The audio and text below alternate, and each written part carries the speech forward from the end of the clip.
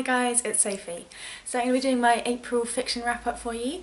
I'm going to be separating them as I have before into fiction, sort of general adult fiction and other, so this will be video part 1 of 2. Also, as you probably know, I've been using the library a fair bit this month, so for books I don't own, I'll just shove a picture in for you. So the first book I wanted to talk to you about is the one I've finished most recently, and that is If on a Winter's Night a Traveller by Italo Calvino. This is a piece of experimental fiction. The writer is essentially playing with the concept of reading, the concept of storyline and sort of linearity in storyline, and the sort of different styles used to draw in readers.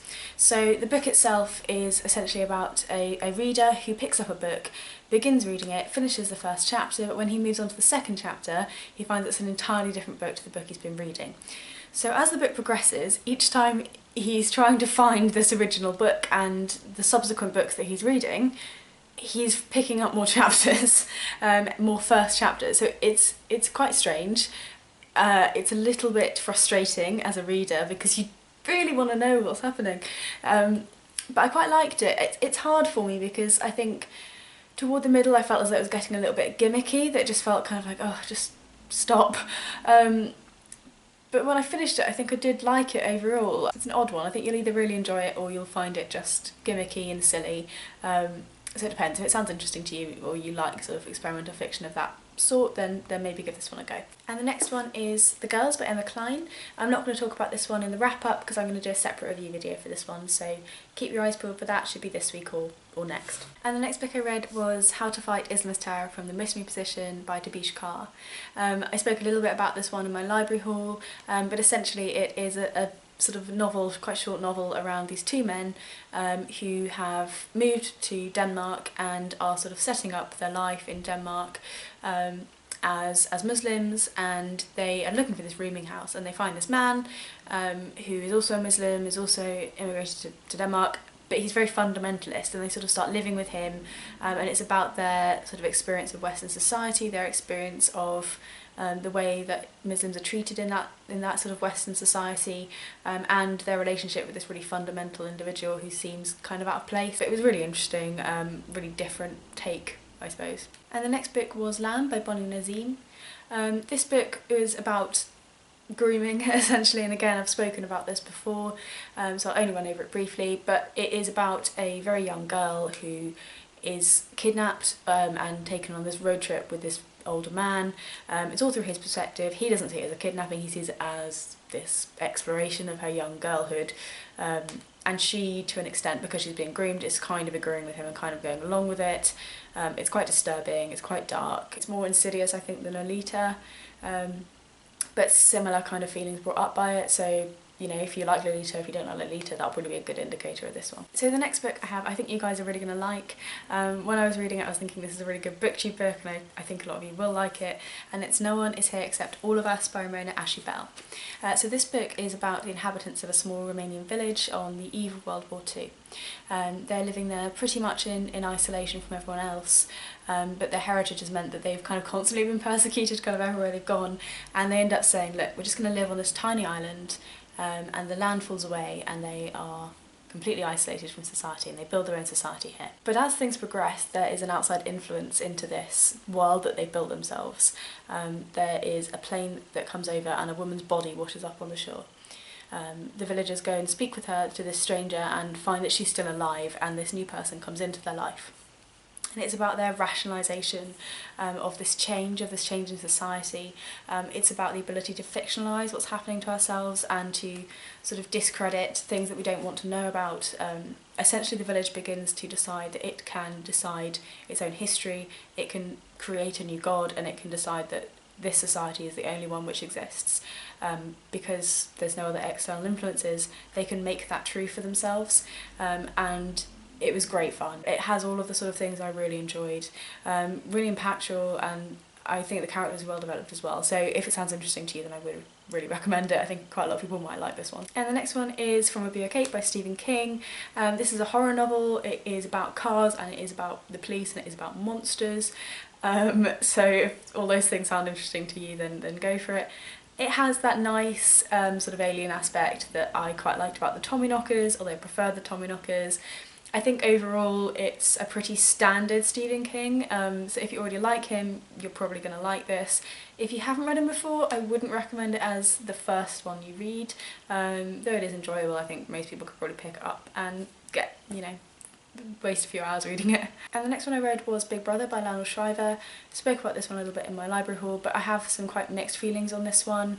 The storyline is essentially that this woman who's sort of relatively successful and sort of happy and developed in her life, she's got a husband, she's got these children, stepchildren, gets this sort of worried phone call from her big brother, who essentially says, I don't have anywhere to go, please can I come stay with you? And she says yes.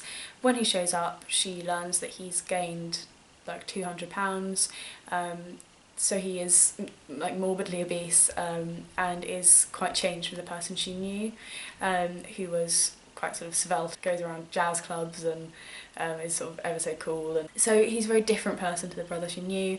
It's about them interacting, it's about her coping with her brother's obesity. I still just didn't find it all that engaging. It reminded me of a Jodie Picoult, and whilst I do quite enjoy those, you know, they're quite pacey. I used to read quite a few when I was in my sort of early teenage years. I never find that they're all that special, and I didn't really feel like this was special either. I know that other people do quite like her, so maybe I will give her a second chance at some point, but I really just wasn't blown away by her writing.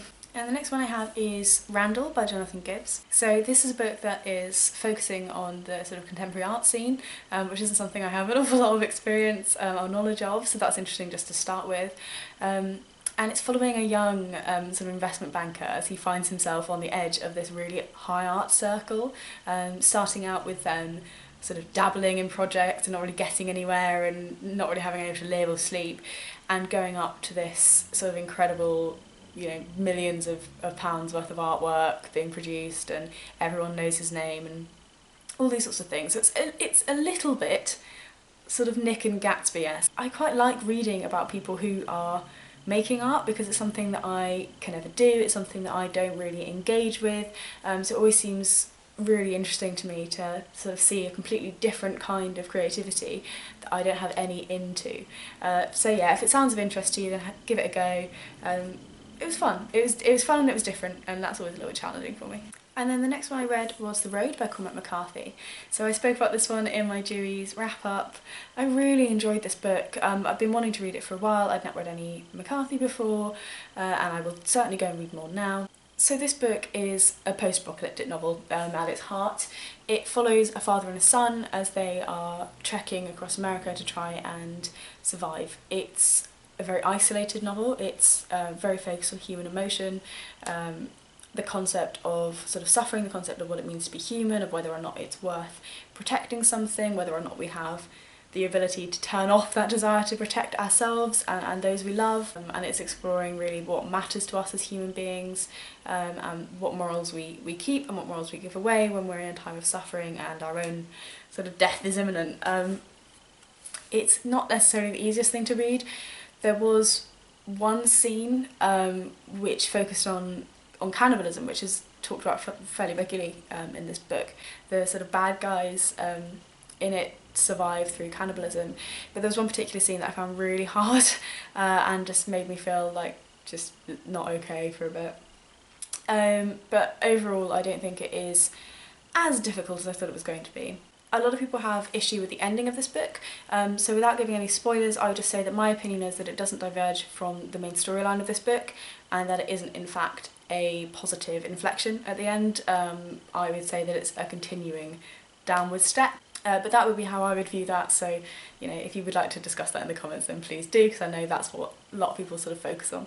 And then the last book I have is Burial Rites by Hannah Kent.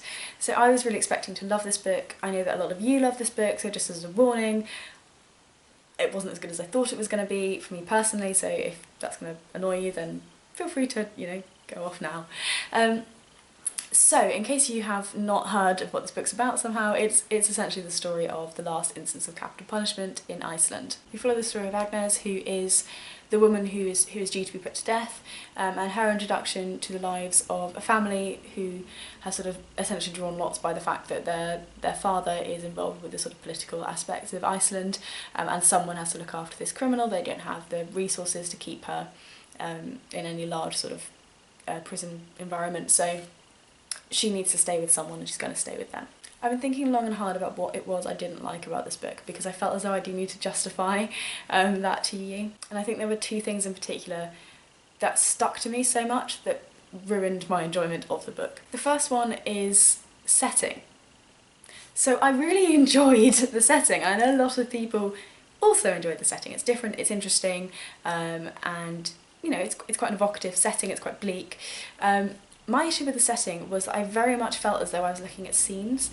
I didn't have any feeling of the country around them. It just felt as though the world was lost. I felt as though I was peering into a very limited set, and I really don't like that, especially if I'm reading about a culture or a location that I don't know very much about.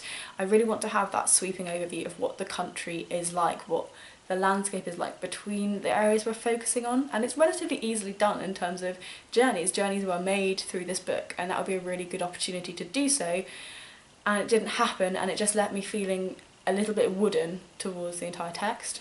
The other thing requires a spoiler, so please, if you don't want to be spoiled, then I would just say probably just this is the end, thank you for watching. If you don't mind, then keep on going. Okay, so we're going to talk about Nathan's murder. This is what annoyed me more, I think, than any other aspect of this. So the whole book is leading up to this event. The whole book is Agnes and her reasoning and why has she done this, and is she a bad person, can we sympathise with her, etc, etc, etc. We go through, we get to the point of the murder, we get to the point where Frederick has, you know, fatally wounded Nathan, and Agnes is thinking, oh my goodness, what are we going to do, he's going to die. So she does something that seems to be sort of merciful, in that she assists his dying. This is where I had like the biggest problem. She assists his dying in the worst possible way. She stabs him in the abdomen, and that wouldn't bother me so much because a lot of people probably wouldn't have that much issue with someone, you know, utilising that kind of thing. It is relatively sort of useful for the storyline. But the issue that really annoyed me is she's seen slaughter multiple times in her storyline. Does she talk about how she understands the slaughter of animals, she understands the ways in which you kill an animal most effectively, and she chooses a method that is ineffective. She chooses a method that increases pain, a method that should take a relatively long time. I mean, yes, he has a traumatic brain injury, he's probably going to be dead relatively shortly anyway. So the whole way through I'm sitting here thinking, okay, so she has killed him and she's sort of appealing to Frederick that she's done this mercifully, but it is an act of revenge, and it's an ultimate act of revenge for the way that Nathan's treated her. And then the storyline goes on, and no, we're supposed to feel for her. We're supposed to still think that she didn't really do that with any malicious intent. So I got to the end of the book and I got to her death scene, and I didn't feel it fitted. I got to the end, and if I could ignore that point, if I could ignore the manner in which she dealt his death, then yeah, I kind of get it. But it's enough of a sticking point to me because it should be known, and it massively changes the way in which I perceive that character. And it's too much for me, and I know that's really petty, I know that's really little, and there are a lot of other things that I did really enjoy about this book, but I'm quite particular about certain things, and I think that was a key moment in the whole of the text, and there were multiple ways that you could have got around that. You could have not had her have the slaughter scenes, it could have been a male-only activity, you could have had her stab him in a slightly different place. I mean, really, what difference would it have made to the text if she'd stabbed him in the chest, if she punctured a lung? But whatever. I can't love everything, and maybe it was just the readathon was making these negatives far more negative than they are. The book overall isn't all that bad, but those are the two things that did annoy me, so there's a little bit of explanation for you. This video has been really, really long, and I didn't expect it to be. I'd sort of planned out and thought 7 minutes, I can do it in 7 minutes, but that didn't work. So hopefully you have enjoyed it and have enjoyed hearing a few in-depth thoughts about the books I've read this month. So I'll see you very shortly, almost immediately, with the second half of my April wrap-up. So until then, have a nice day and bye-bye.